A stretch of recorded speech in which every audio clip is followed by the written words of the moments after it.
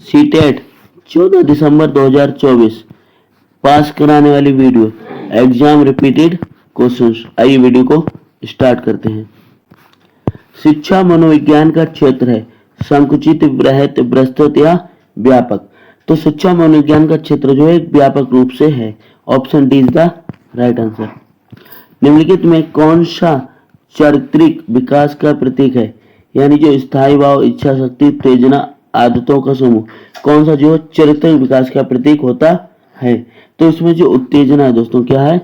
उत्तेजना। उत्तेजना जो हमारे चारित्रिक विकास के प्रतीक के अंतर्गत आएगी। Option C is the right answer. एक बालक की बुद्धि लब्धि 150 वह कहलाएगा।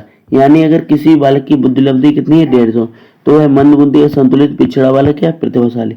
तो दोस्तों जो 150 बुद्धि लब्धि के छात्र होते हैं, ठीक है, उन्हें क्या कहते हैं? पिछड़ा बालक कहते हैं। क्या कहते हैं? पिछड़ा बालक कहते हैं। Option C is the right answer. वृद्धि और विकास है। वृद्धि और विकास है क्या है?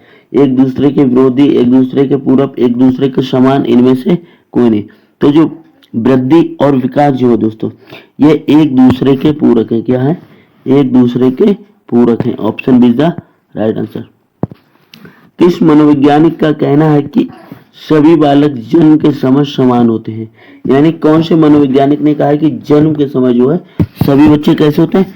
समान होते हैं। तो ये कथन वॉटसन का है। किसका है?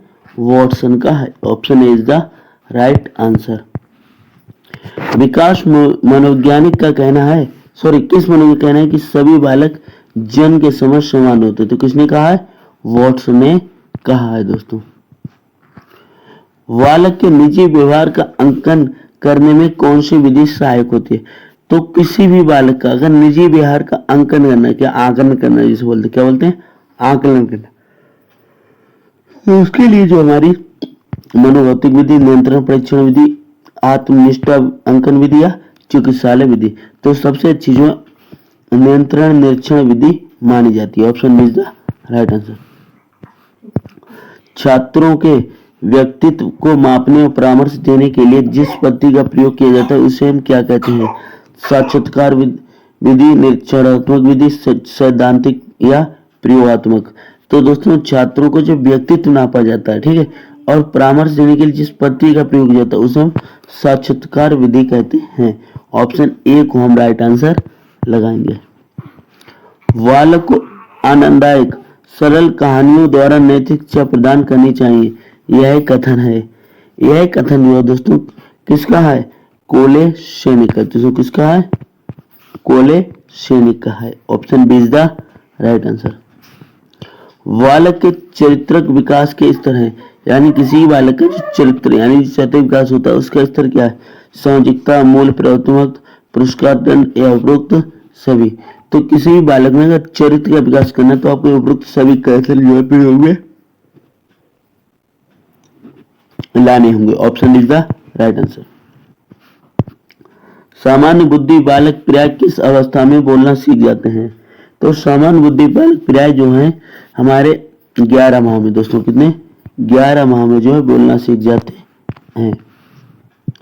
बालकों के विकास की किस अवस्था को सबसे कठिन काल के रूप में जाना जाता है? तो जो सबसे कठिन काल के रूप में अगर देखा जाए दोस्तों तो हमारी जो है किशोरावस्था। कौन सी? किशोरावस्था। किशोरावस्था को जो है, ठीक है, बाल विकास में अवस्था में जो है सबसे कठिन काल माना जा रहा है। किशोरावस्था की प्रमुख विशेषताएं नहीं है। यानी कौन सी विशेषताएं जो उसकी नहीं है? किसकी? किशोरावस्था की। संचय की प्रवृत्ति, संवेगों का अधिक, मानसिक विकास या कल्पना में बहुलता।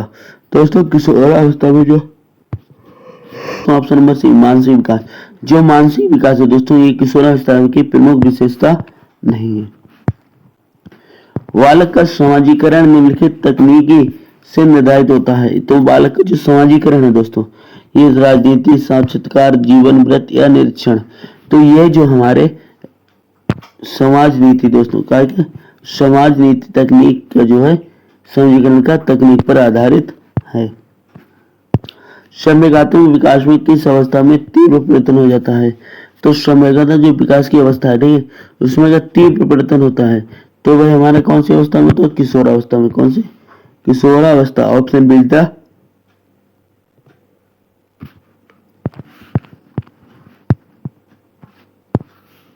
मूल प्रवृत्तियों में जिसका वर्गीकरण मौलिक और सामान्य है वह क्या है? तो दोस्तों मूल प्रवृत्तियों में जो जिसका वर्गीकरण मौलिक और सामान्य में है तो वह जो है कौन है? मैकडूगल है। कौन है? McDougall. Option B is the right answer. संवेगात्मक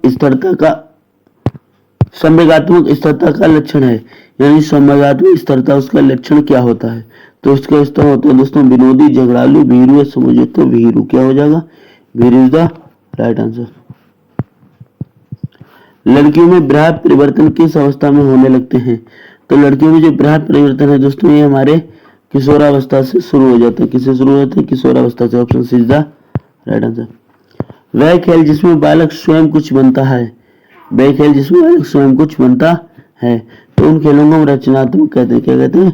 रचनात्मक। Option C is the.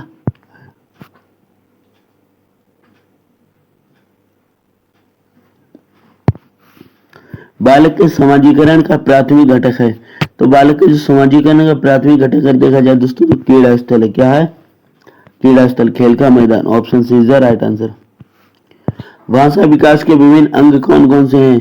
तो भाषा विकास के जो विभिन्न अंग है दोस्तों वे हमारे सुनकर भाषा समझना, अक्षर ज्ञान, ध्वनि पैदा करके भाषा बोलना। तो उपरोक्त सभी जो है भाषा विकास के प्रमुख अंग हैं।